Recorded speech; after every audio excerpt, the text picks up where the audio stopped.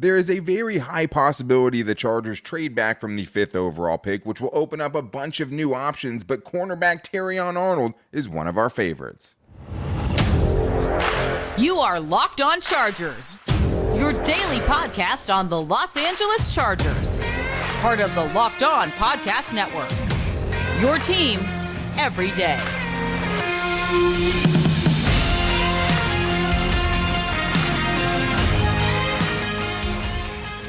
What is up, and welcome into the Locked On Chargers podcast. I'm your host, Daniel Wade, joined as always by my co-host, David Drogemeyer, who's doing this from vacation because that's his dedication. But we've been covering the Chargers now for 8 seasons together, and this is our 6th year as a host of the Locked On Chargers podcast, bringing you your team every day. Thank you to the everydayers out there for making us your first listen, especially on this mock draft Monday. And to make sure you never miss the show, go subscribe or follow for free on the Locked On Chargers YouTube channel and listen wherever you get your podcast from. David, what do we got today? Well, Daniel, we kind of know what the type of guys are going to be around pick number 5. But what if the Chargers actually trade back somewhere into the 11 or 12 spot? That opens up a new world of all new possibilities. Guys like Terrion Arnold become available, and then you can maybe take a look at maybe a tackle. Taliese Fuaga is a very interesting option on the right side. And also, if you might be looking at edge rusher, Dallas Turner is one of the better edge rushers in this class. Yeah, a lot of good guys to look at. I mean, defender becomes much more of an option there, where it's really not an option with the 5th overall pick. And if you're going to go offensive lineman, I think you feel better about it if you're trading back a little bit. And Fuaga is a fun, powerful dude that fits what the Chargers are trying to bring here, I think. But today's episode is brought to you by FanDuel. Make every moment more. Right now, new customers get $150 in bonus bets with any winning $5 bet. That's $150 if your bet wins. Visit FanDuel.com/lockedon to get started. David, we're talking about a cornerback with the first one here with Terrion Arnold, who many people believe is going to be the best cornerback in this draft class. But, you know, there's a couple other mentions for guys who might be up there with him. But I just have to say, I loved what I saw from him, getting to finally dig deeper into him, even though we wouldn't really go there at 5. Now trading back, and we assume, you know, if you're trading back, getting into the double digits, this is someone that would make a ton of sense for the Chargers to take. Absolutely would, Daniel. I mean, you look at the state of the cornerback room for the Chargers right now and look at what's happening in free agency. Obviously, Michael Davis is probably going to be gone, and they already need another slot corner. They need an outside corner. That is a position group that they're going to have to add to, and if they're able to trade back, it is not very hard to figure out why Terrion Arnold becomes a much more real possibility and a very exciting possibility for the Chargers. Yeah, I think what you would get, especially, you know, when we were thinking about this, you think about, you know, if the Chargers were either to trade back twice or potentially trade back with the Vikings, someone like that who are at 11, right? Yeah. At that point, not only, you know, are you drafting something that's a need, but you can arguably make him, like, he could be the best player there. Like, you could make the argument that you're getting value and you're filling a great need, which is obviously checking 2 boxes. You never, especially when you're picking as high as the Chargers, want to only draft for need. But this is someone that would come in and fill exactly what they do need. True CB1 potential. And I think when you look at this Chargers cornerback room, yeah, like you talked about, I mean, it depends, I guess, how you feel about Dean Leonard and Jasir Taylor. Dean Leonard had a very small sample size. Jasir Taylor got benched last year playing in the slot. Could they be better in the new system? Maybe, but that's a lot of faith to put into a 6th and a 7th round pick. And Asante Samuel Jr., who has his own flaws to his game, right? Like, even with Sant, still feels like you need a CB1 on this team. And the other big thing is Asante Samuel Jr. is only under contract through 2024. That's it. Oh, this is the last year he's under contract. Then you have nothing right after that. Yeah. So, like, this would fill something you absolutely desperately need now, but you need to start building this room for the future as well. And when you look at what he does well, it's much longer list of the things you can find that he doesn't. Because, man, the biggest thing to me, I love a tackle or corner who can tackle, and this dude does that. Like, one of the best tackling corner prospects I've seen. He's not an overly big guy. I mean, he's 5'11 and a half, 189 pounds at the combine. But David, not only can he tackle, but he plays the run well. He will take on receivers. He will keep his outside contained. He will get off a block and make a tackle in open space, which is something we don't see much as Charger fans. No, you do not. And I think when I watched him, it was very evident to me that he's a very smart football player. Like, he understands like the defensive leverages that he's supposed to play. He knows where he's supposed to be. He knows his coverage responsibilities extremely well. So he understands his assignments. Like you said, he's a very strong tackler. I mean, this guy in open space, he is going to get the ball carrier on the ground. He does a really good job of identifying wide receiver screens and exploding forward through the ball carrier. I like his use of the sideline when covering the outside. I think he has really fluid hips. He has no problem flipping his hips, running with wide receivers. He's strong with the ball in the air. He fights for it. I mean, man, there's a lot to like. There's so many different things, so many different tools that he already has in his tool belt coming into the NFL, where you feel really good taking a player like this because you can see the application right away. Yeah, and if you feel like you're getting, the best corner in the draft in double digits, I think you're going to like that. But yeah, I mean, I love what you said about being on the outside. Like, I think he gets on top of receivers and makes them a little uncomfortable, makes them slow down because he knows where they're going. And it's like, you might be faster than him, but like, he's going to position himself. He's going to make it very hard on you. I also just love the fact that he never quits, gets his eyes back to the quarterback. He finds the football. And even if he's beat by a little bit, he's going to make it tough at the catch point. He's going to finish through. He's going to try to put a hit on you to try to dislodge that ball. Yeah. And I think the nice thing too is, like, I've seen him play in the slot. I've seen him play outside. So especially in a room that's kind of devoid right now of meaningful starting snaps, you get someone that gives you that inside-outside versatility. And also, I think one of the more impressive things about him was just him mirroring wide receivers, him being able to gear down and come back with receivers who are running comeback routes and things like that. When you mean gear down, one of the biggest ways that receivers find separation in the NFL is running fast, getting you to think they're running deep, and then coming back and breaking it off and doing something else. But with him, he's so good at being able to kind of just control his speed and just have such a good control of where he is on the field, where the receiver is, what his body is positioned like. It was really hard to find, something to, the flaws in his game. Like, even if you look like the production, the dude just had 5 interceptions last year. That's elite corner production in his last season there. So super technically sound, makes plays on the football. Like, I think one of the things that might push him down a little bit, David, is just not blazing speed. Ran around a 4.5 at the 40-yard dash, but like, you watch it and it doesn't really concern you a ton. Yeah, I mean, I think when I was looking at some of the, the things he needs to work on, I think occasionally he needs to turn his head around and look for the football. I think he did a good job of that for the most part, but I did see a couple instances where he drew a couple of flags because he didn't get his head all the way around looking for the football.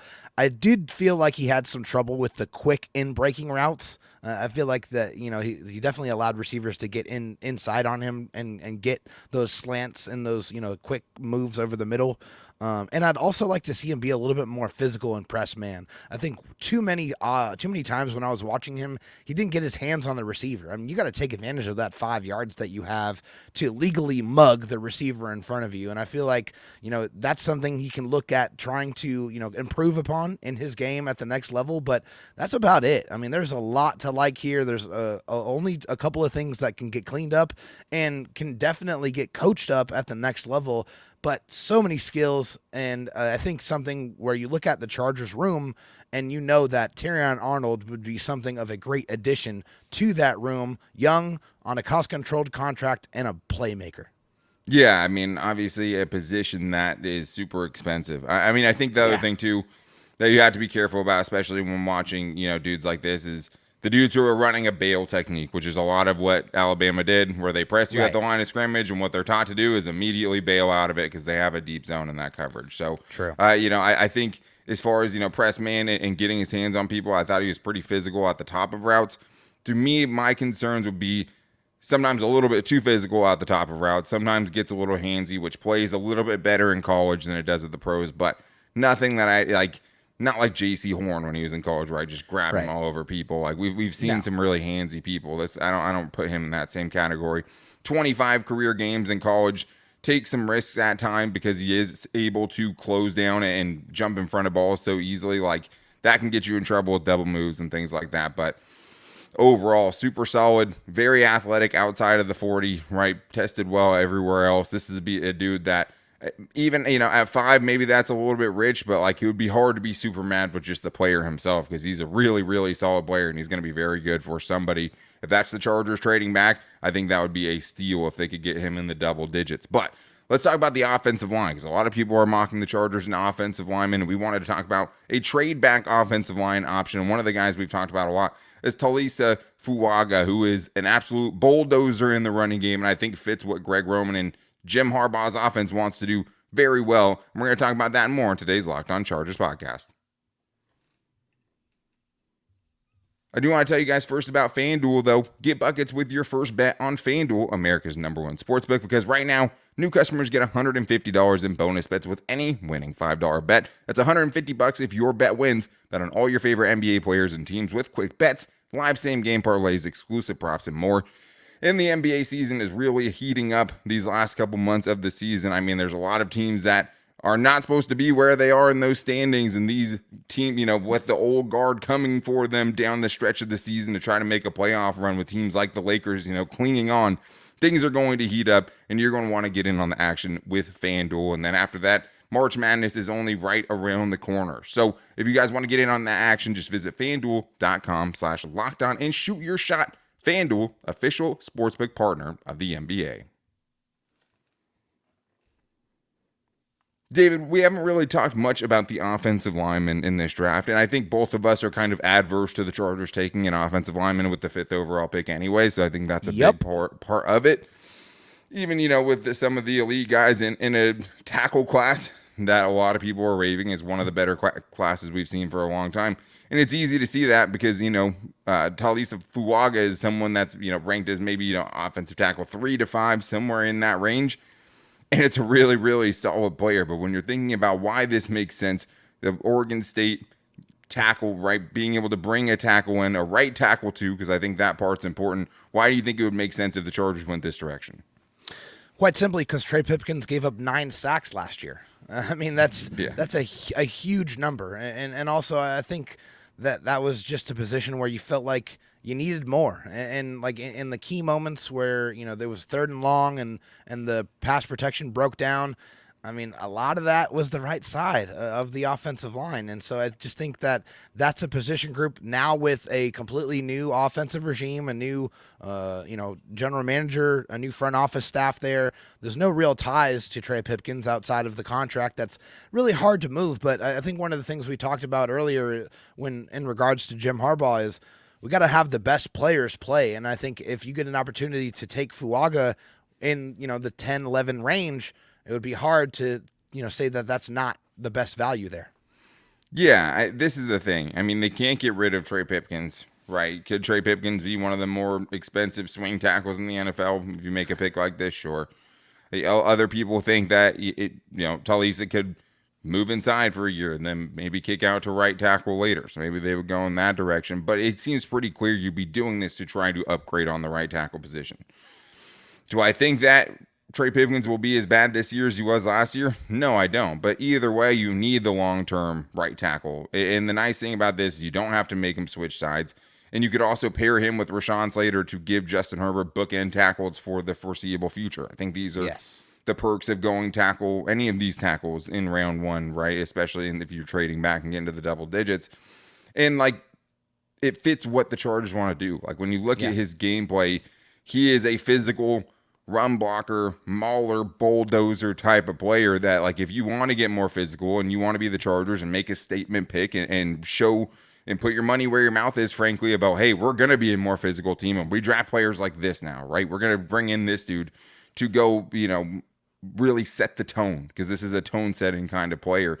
That would make sense and it would back up the words that we've heard from them, right? At the same time, right tackle is not the biggest need, right? So you have to feel like you're getting someone there that you feel like is the best player available. But I think when you're talking about a player like this, the thing that excites you is the big hits and him pancaking people, putting people into the ground, and being that tone setter, because this is a dude who you're going to watch. And if you watch a few games, you're going to see him deplete 4, 5, 6 people potentially, and he's a finisher, right? I mean, I put garage door opener too, because it's like when he finishes some of these dudes, he's not opening holes, like he's opening the garage door at times, right? Yeah. When he connects and he's going to make an impact, he's going to rock you back, he's going to get you out of the way. That, I think, when you think about a Greg Roman physical power rushing offense, if you want that on your right tackle, I could totally see why they would love him. Yeah, I mean, it definitely feels like it's a Harbaugh Roman type of pick here, right? 6'6", 324 pounds. And yes, this guy is built like a wall. I mean, that's the very first note that I have is he is built like a wall. He gets into his stance very quickly. I think he's a very strong one-on-one blocker. I mean, I've seen him seal the edge for the running back to take that lane, to be able to really run off of his block, because he's able to sustain that one-on-one block and not allow that person to disengage. He has a mean streak too. I mean, just like you talked about of him running through people and pancaking and opening the garage door, he absolutely has that. He has a mean streak. He brings a physical attitude. I think he handles the hand fighting extremely well. He does not allow the active hands to get him off his spot or get him out of his base. He's able to stay in front. He's able to fight those hands effectively and still continue to maintain the leverage. Also, I love the way he handled combo blocks, where he was able to chip on somebody and then jump on another block to be able to kind of get that 2-in-1 type of block action. That's not easy to do by any stretch of the imagination, especially when we're talking about athletes that are 6'6", 320 plus pounds. But the way he's able to do that and his understanding of the assignment there, I think is really exciting when you talk about a very diverse rushing attack that Greg Roman's going to want to bring in. There's going to be a lot of things he's going to want to do with his offensive linemen, but first and foremost, it's going to be physical and running through that defender in front of you. And Fuaga, he can definitely do that. Yeah, and I mean, I don't know if we've even got to RAS at this point, but that's going to be something we're going to talk about a lot. 9.71 relative athletic score, almost identical to Rashawn Slater. Moves well. I think he didn't do agility testing. I think that might knock him a little bit. I think especially at the second level, like we'll talk about, there's some whiffs on there for sure. Yeah. But incredibly patient in pass protection to me. 0 sacks allowed in his 2 starting seasons, only 5 hits. This is a dude who's known for run blocking, right? And I just told you he hasn't given up a sack in 2 years. And his quarterback didn't do him any favors, too. I mean, some of the pressures I saw were not his fault, doing everything you can. Louis Ungale was putting him some bad spots. Yeah, exactly. But I think he's also good at using a defender's momentum against him. Like, if he knows a dude is taking himself out of the play, he won't even block him sometimes. If it just be like, hey, go ahead and, like, you're running the wrong way. Run yourself out of the play. Go ahead. And also, with the rushers, he uses their momentum to kind of take them around the pocket to where the quarterback can step up and have a good pocket. And also, wears a neck roll, So whatever you need to know, that I think tells you a bunch of it. If you're looking at the cons, David, I know something we both saw a little bit was just, at the second level, against some smaller, quicker defenders, there can be some whiffs. There can be some loading up and trying to go for the big hit, and it doesn't always land. Yeah, that's one of the things I saw is I feel like I want to see him be a little bit more intentional about his blocks in space. I think sometimes he just explodes out to a spot and not necessarily has a plan on trying to go pick off a specific defender and remove him from the play. I mean, he gets out there, right? He definitely explodes. A lot of that's landmarks too, right? Yeah. Offensive linemen have landmarks when they have plays. Right. So it's like, you're going 6.5 yards in this direction. You're walling off this side. So it's like you don't necessarily, the coaching we don't know at that point too, right? Like absolutely not. Yeah, I'm not going to sit here and speculate. I just feel like, when he's out there and he's in space, I'd like to see him be more intentional about his blocks. I think that's just one of the things that I saw. And I mean, it has been said that he struggled with speed and with players with extreme bend. I don't know if I really saw that as much when I was watching, but, I only watched a handful of games. But I think you can do a lot worse than Fuaga at right tackle. He's got a lot of tools. And like I said, he just feels like the type of player that has that mean streak that Roman and Harbaugh are looking for. Yeah, I have seen some experts label him as a guard. Some people think he would be better off moving to guard, and I understand why, because he is a road grader, right? He does bring that. It does feel like his game would transition well to it, but I think he could definitely play tackle. I didn't see him and be like, it would fix these issues if he moved to guard. Also, the Chargers haven't always had the best luck trying to draft players one place and then play them at another place. Obviously new regime, but to me, the lateral agility, like I said a couple times, like if he gets caught in space sometimes and he stops moving and then the feet stop, I think smaller defenders can get around him if they need to. He does have shorter arms, 33 and an eighth inch. I think under 33 is like the true kind of danger zone area.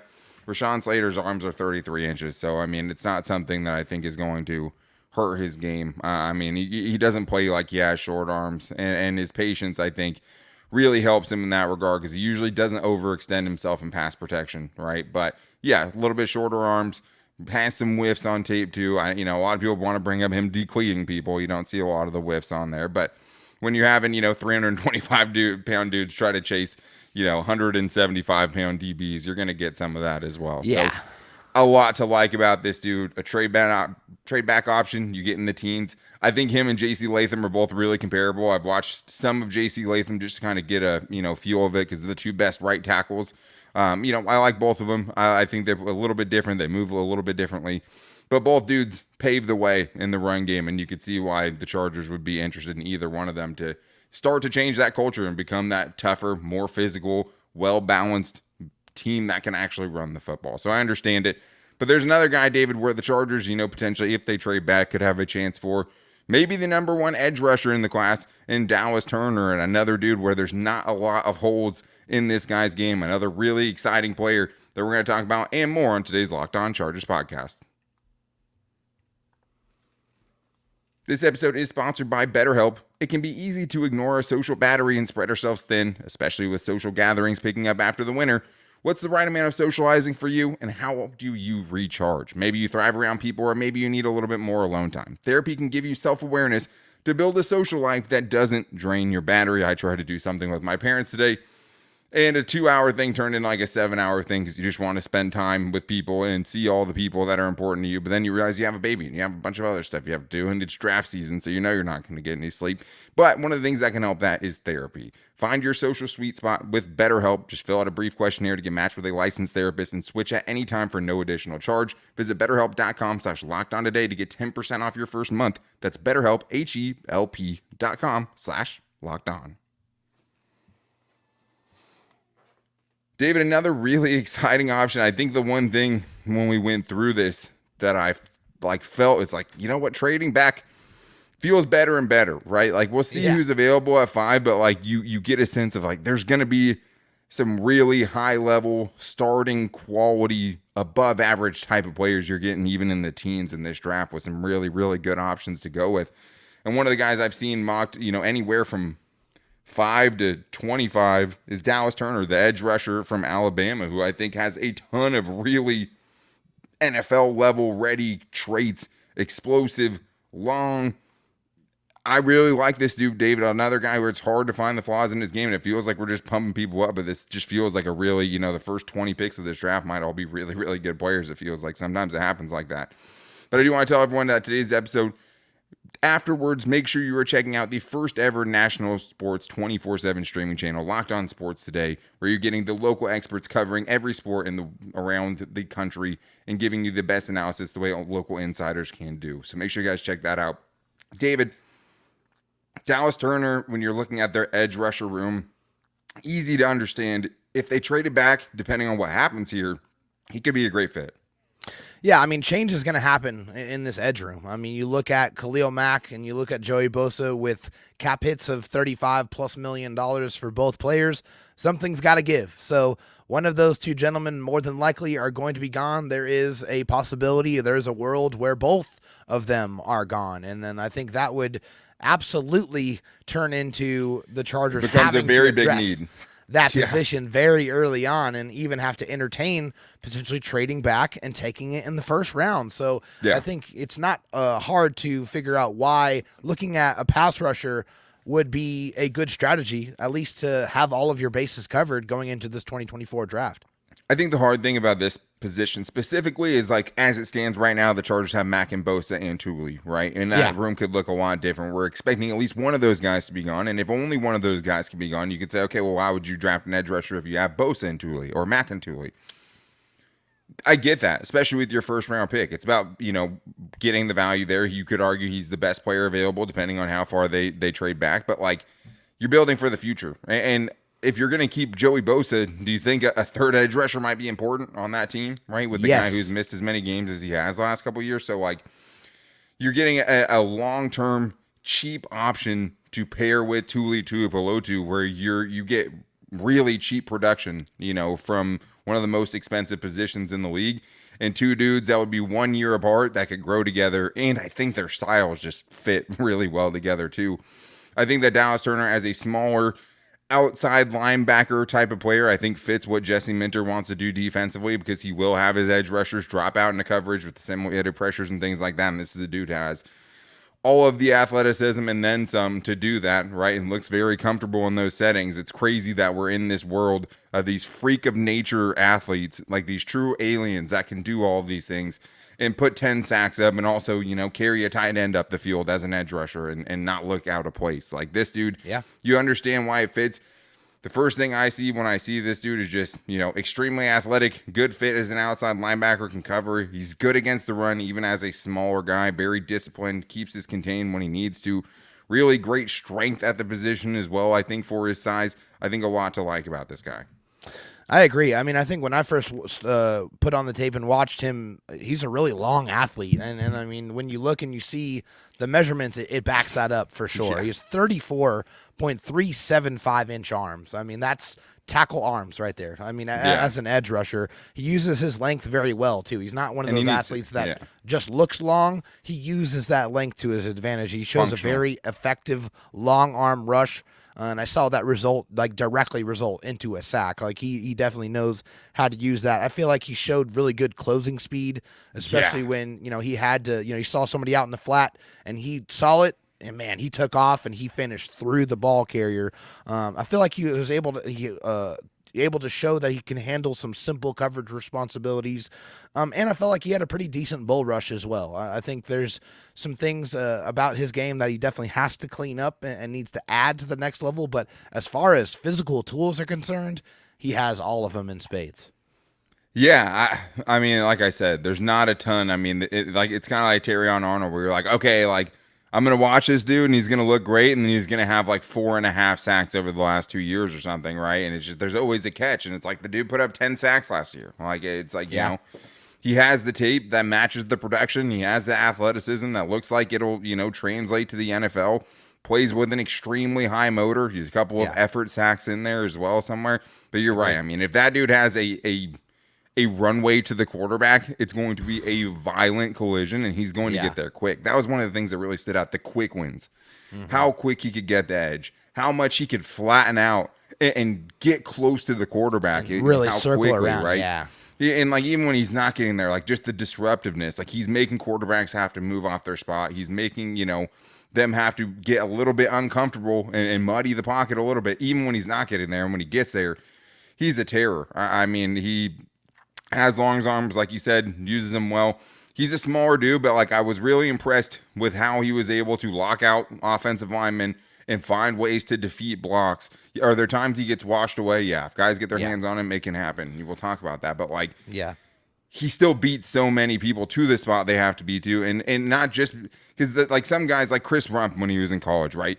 He had to beat blockers with his speed because he couldn't do it with his strength. Like this dude can do it both ways. He can string you out, shed you, make a tackle in the backfield, or he can just beat you to a spot or chase a play down from behind because he's so athletic. I think when you're looking at the cons, David, it's hard because it's a different era in the NFL now. Like 6'2", 247 pounds is not something we used to see from edge rushers, right? Smaller for the position. I think he revs too high at times. His athleticism can backfire and overrun a play here or there. I think for the most part, he's leans on the side of contain and keeps the outside shoulder and turns guys back into the middle. And then, like I said, just a smaller dude. Hey, if two guys get their hands on him, they want to double team him. He's not going to put up that much of a fight. Like he's going to get overmatched at times. Yeah, I think for me, two things kind of stood out as far as the cons were concerned. I think he needs to develop some counter moves. Like he needs to add to his tool belt because I feel like there's some rushes where I saw where if he lost pretty quickly, he kind of gave up on the play and was done rushing. You got to keep going. You got to keep putting things together. You have to have a backup plan for your plan A, plan B. And also, I'd like to see him get more physical towards the goal line. I feel like I saw some goal line reps where he got washed out of the way pretty quickly, pretty easily. Yeah, and I'd like to see that, get improved. I don't know how much it will be because, I mean, you're looking at the frame. He's going to have to put on some muscle for that to change. But not a lot of things that you say, oh, man, that's a big red flag. Just a couple things to clean up. And, you can really see this guy being a productive edge rusher at the NFL level. Yeah, and like the thing is I think, If he was bigger, right, and had some of those things in his game, we wouldn't be talking about him as a pick you're getting in the double digits, right? He'd probably True. be a bona fide top 5 pick. I just think That's that true. he's one level below where you see the Bosas, right? Where you see the Myles Garretts, where Yeah. you see those guys coming out, where it's like this is the obvious guy and he's Right, the worth the true top freak 5 pick. freaks. Yeah. Yeah, because this guy is a freak. Like, I mean, athletically, I mean, we watched Nolan Smith last year. He was a guy that, kind of a similar thing where he wasn't really big, but he used everything he had and got the absolute most out of himself, in the size that he did have. I think, like I said, with looking at these guys and getting a little deeper into these guys, the Chargers are going to have some really good options there, right? And that's not even bringing up, the Brian Thomas Jr., who's running blazing 40 times. It's not the J.C. Lathams, who also has a case, to play right tackle for the Chargers. I think today, cornerback, Terrion Arnold, like if that somehow happens in a trade back setting and you get more picks to address, Be ecstatic. offensive line in a heavy offensive line draft and a wide receiver later and a draft that has, I promise, more than 3 good wide receivers, like you have a lot of good options. So it's nice. It makes you feel a little bit better, a little bit more on board, with trading back if that's the way they go, or being able to, swallow that as opposed to taking a Malik Neighbors or someone like that if they're available, right? Because you're going to have to pass on a good player if you're going to trade back, because there's going to be some A lot really of good problems. ones available. Trade back is pretty attractive. But don't worry, David's vacation will continue on this show tomorrow, because we will be back with you guys tomorrow, as we always are, your team every day. And to make sure you don't miss it, go subscribe on the Locked On Chargers YouTube channel and listen wherever you get your podcast from. On tomorrow's show, there was some combine buzz coming out. Jeremy Fowler backing up everything we've told you during the offseason. No, I mean, a little bit of reports about, Keenan Allen maybe extended. That's what we wanted to hear. Mack trade interest. That's what we wanted to hear. So things are starting to leak out a little bit. Some things are going to start getting some traction soon. And with us, you will get that news the next day. We will always be here to cover it. So for any news that comes out and some more combine buzz, make sure you're back with us tomorrow. And to make sure you don't miss the show, you can also follow us on all of our social media. We post the show every day on Twitter at LockedOnLAC. You can find it on mine at Dan Talk Sports and David's at Dro Talk SD. You can also find us every day on Instagram at Locked On Chargers and our Locked On Chargers Facebook page. So tomorrow, latest combine news, Chargers buy or sell. Make sure you guys are back here for that. But until then, take it easy and go Bolts.